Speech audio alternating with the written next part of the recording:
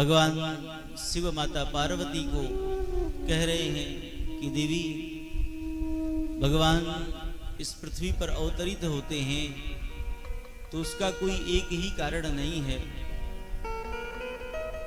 हरि अवतार हेतु जहि होई, इदमित्थम कही जाई न सोई। भगवान का जन्म क्यों होता है, इसके कोई एक निश्चित कारण नहीं है। अनंत अनंत कारण है भगवान के इस धराधाम पे अवतरित होने के। हम सब जो है कल महाराज मनु शतरूपा के चरित्र को श्रवण कर रहे थे,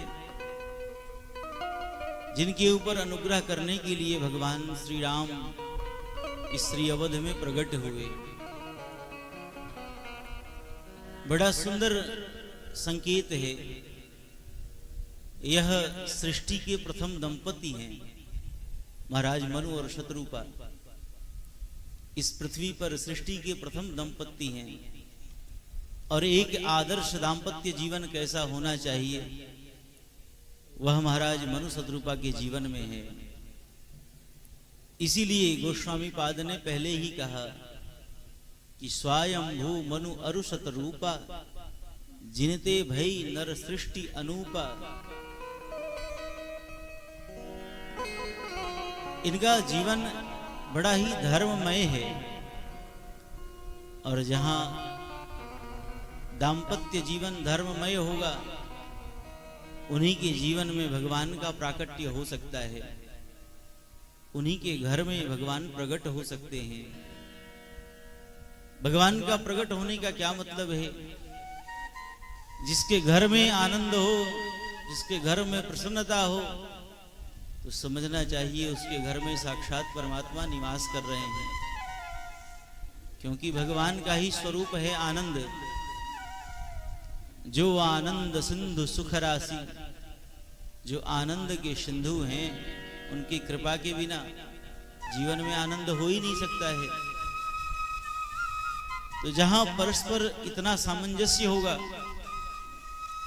पति पत्नी के बीच में, उनके यहां ही भगवान का प्राकट्य संभव है। जो कुछ महाराज मनु ने मांगा, शतरूपा महारानी ने उसी में अपनी स्वीकृति कर दी।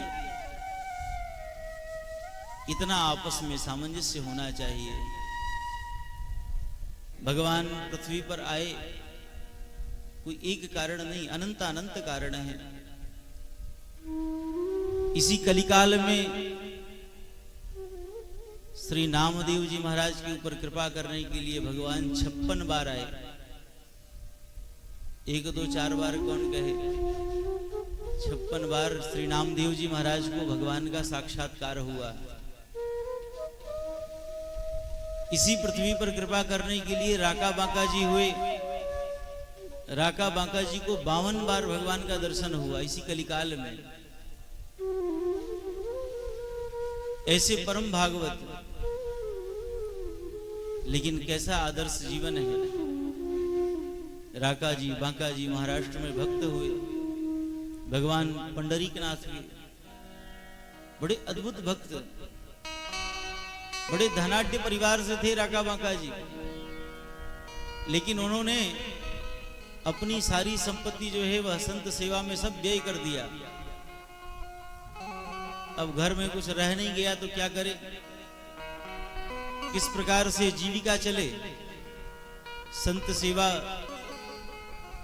का संकल्प था तो कोई ना कोई संत महात्मा आ ही जाते।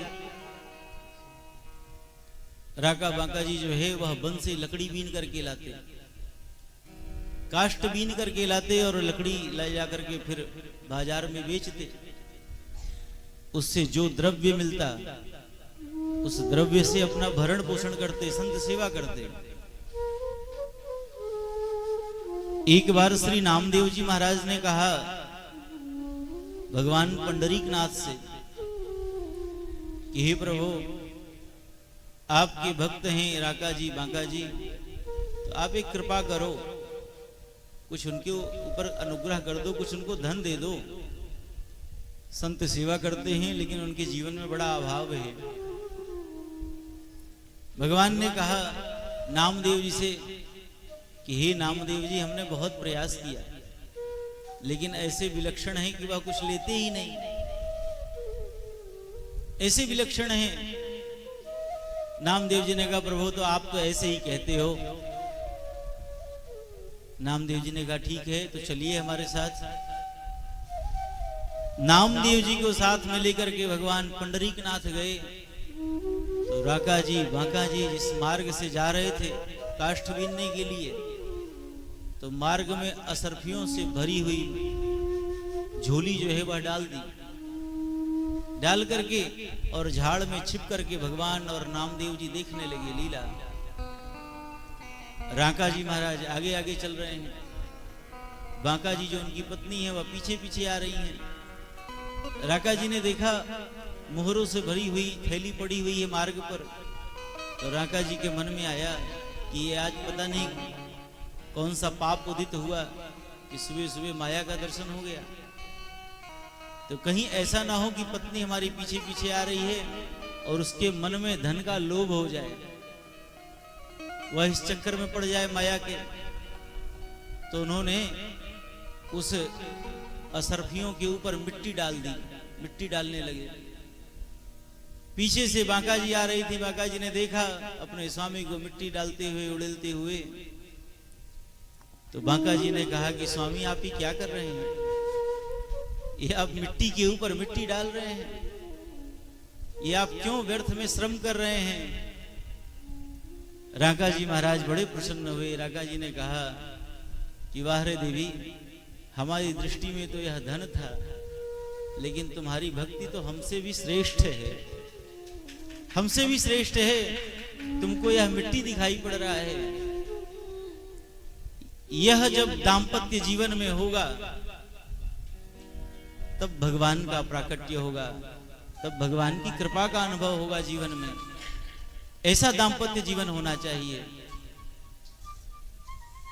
हमारा दाम्पत्य जीवन तो नाना प्रकार की शर्तों पर आधारित है। दिन रात डिमांड ही डिमांड चलते रहते हैं,